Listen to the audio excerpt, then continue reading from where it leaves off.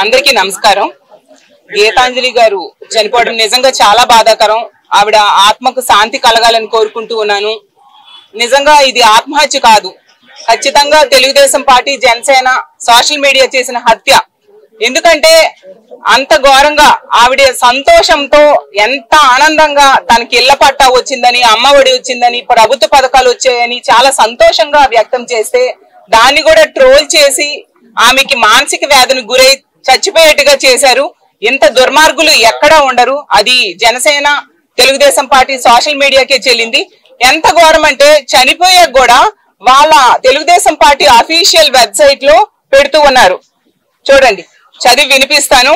రాష్ట్ర ప్రజలందరూ కూడా తెలుసుకోండి, ముఖ్యంగా మహిళలు తెలుసుకోండి, తెలుగుదేశం పార్టీ ఎంత దిగజారిపోయింది. చనిపోయిన వాళ్ళకు కూడా ఆత్మకి శాంతి లేకుండా ఏ విధంగా చేస్తున్నారో మన మహిళలందరూ తెలుసుకోవాల్సిన అవసరం ఉంది. రానున్న ఎన్నికల్లో ఇలాంటి దుర్మార్గులకి, మహిళా వ్యతిరేకులకి తగిన బుద్ధి చెప్పాల్సిన అవసరం కూడా ఉంది. వాళ్ళు ఏం పెట్టారు చూడండి అమ్మా. గీతాంజలి మృతిపై ఈ వాస్తవాలు బయటికి రావాలంట. ఏంటి, ఆ అమ్మ ఆమెను ప్రతిరోజు Tadepalli YCP social media office కి ఎందుకు రప్పించేవారట. ఆవిడ అసలు సాధారణ గృహిణి, ఆవిడ ఎందుకు సోషల్ మీడియా ఆఫీస్ కి వస్తుంది? అలాగే ఆమె బ్యాంక్ ఖాతాలో ఎందుకు వైసీపీ వాళ్ళు డబ్బులు వేస్తున్నారంట.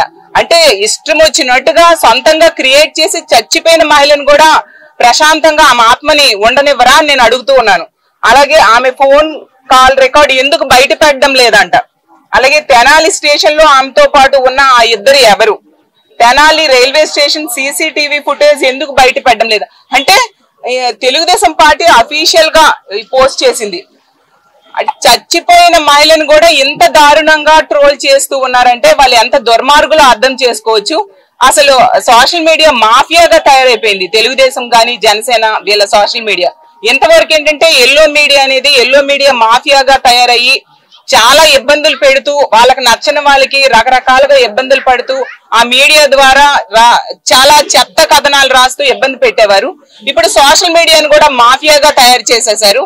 ఈ ఐటీడీపీ అనేది నిజంగా ఒక ఐసిస్ టీడీపీగా, ఒక ఉగ్రవాద సంస్థగా ఈ లోకేష్ తయారు చేశాడు. అతనే దీన్ని నడుపుతున్నాడు.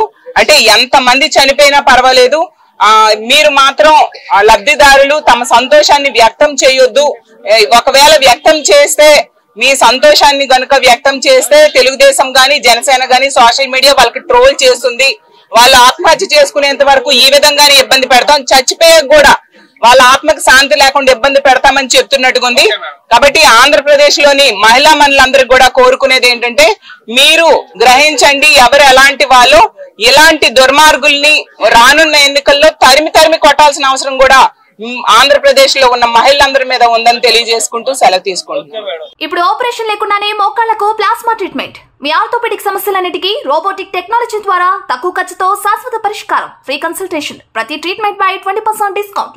ఈ ఆఫర్ కొద్ది రోజులు మాత్రమే. త్వరపడండి. V9 hospitals 9281465842.